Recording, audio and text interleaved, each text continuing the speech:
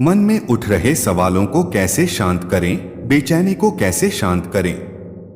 इस कहानी में मैं आपको 4 ऐसी आदतों के बारे में बताने वाला हूं जिसे आप अपने जीवन में अपनाकर एक अच्छी जिंदगी जी सकते हैं और अच्छे कामों में अपना जीवन व्यतीत कर सकते हैं।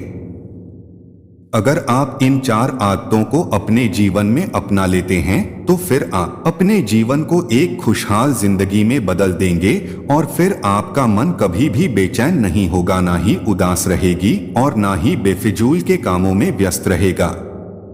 एक बार किसी राज्य का राजकुमार महात्मा बुद्ध के पास आता है और वह महात्मा बुद्ध से कहता है, आप हमेशा कहते रहते हैं कि ध्यान करो, ध्यान करो, लेकिन मेरे लिए ध्यान करना तो दूर की बात है।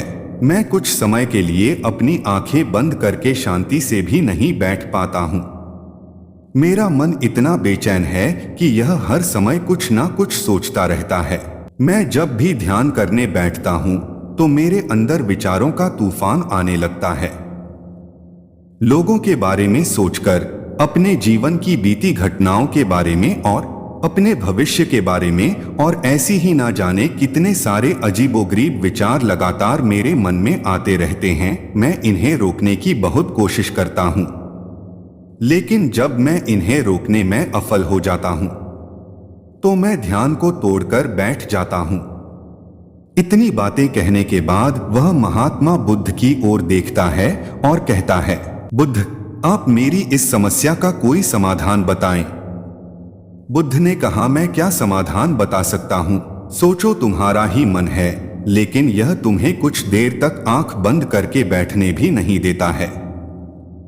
कितना आजाद कर रखा है तुमने इसे। राजकुमार ने कहा, बुद्ध, मैंने बहुत सोचा, लेकिन मुझे अपनी इस समस्या का कोई समाधान समझ नहीं मिला, इसलिए मैं आपकी शरण में आया हूं। अब आप ही कोई रास्ता दिखाएं।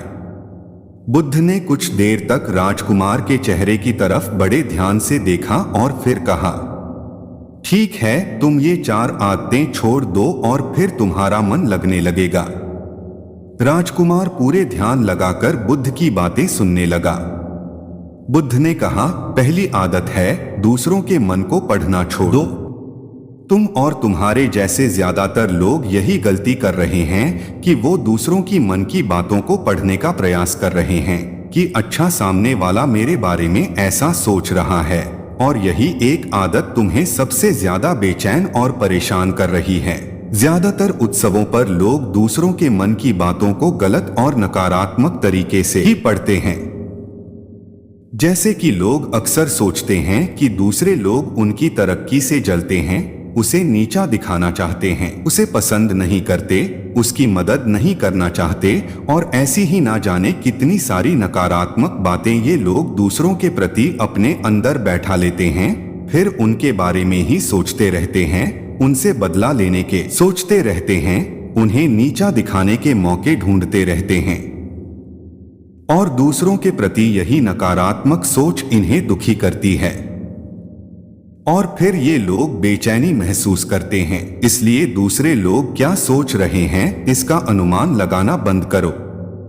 दूसरे लोगों के विचारों को पढ़ने की कोशिश करना बंद करो।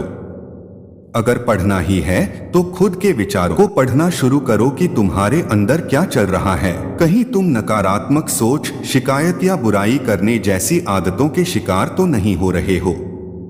बुद्ध ने कहा, दूसरी आदत है ये सोचना कि असफल हो गए हो तो लोग हंसेंगे। हंसने दो।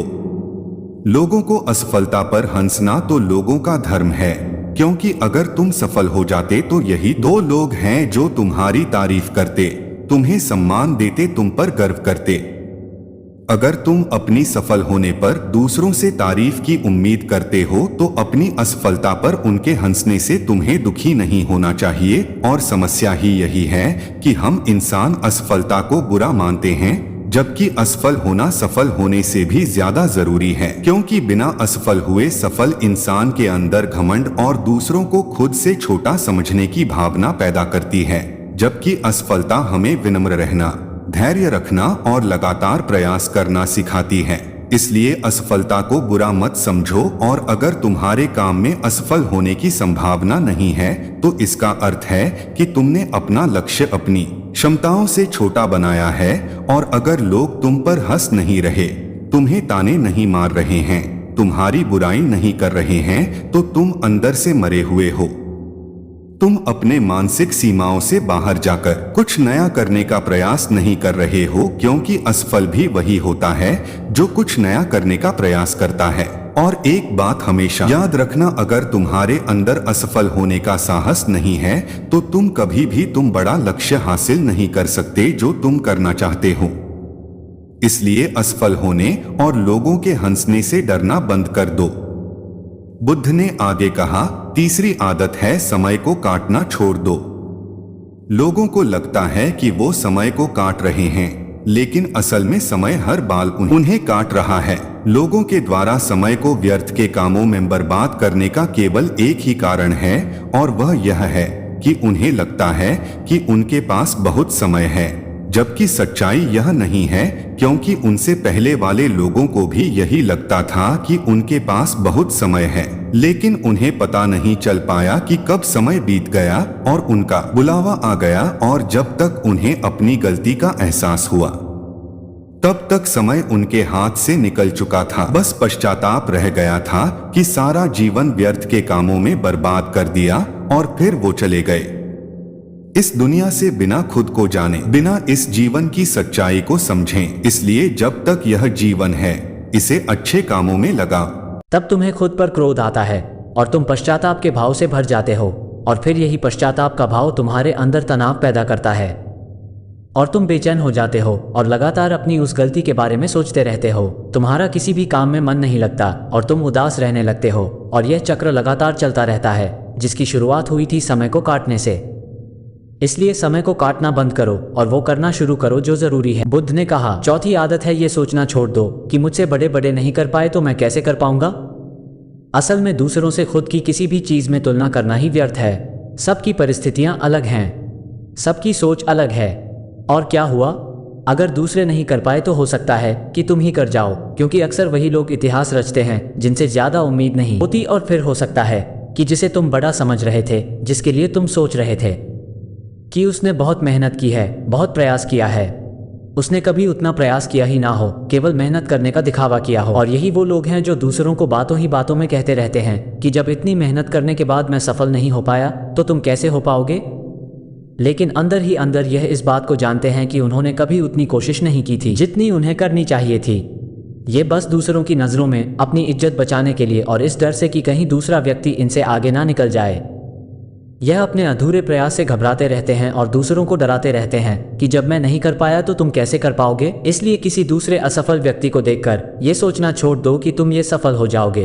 तुम बस अपना सर्वश्रेष्ठ प्रयास करो और बाकी सब समय पर छोड़ दो। बुद्ध ने आगे कहा, अगर तुमने ये 4 आदतें छोड़ दी तो तुम्हारा मन एकदम शांत हो जाएगा और फिर तुम जहां चाहो वो अपना मन लगा सकते हैं। इतना कहकर बुद्ध मौन हो गई और राजकुमार को भी अब समझ आ चुका था कि उसे क्या करना है। उसने मन ही मन उन 4 आदतों को छोड़ने का निश्चय किया और बुद्धि का धन्यवाद कर वहां से चला गया।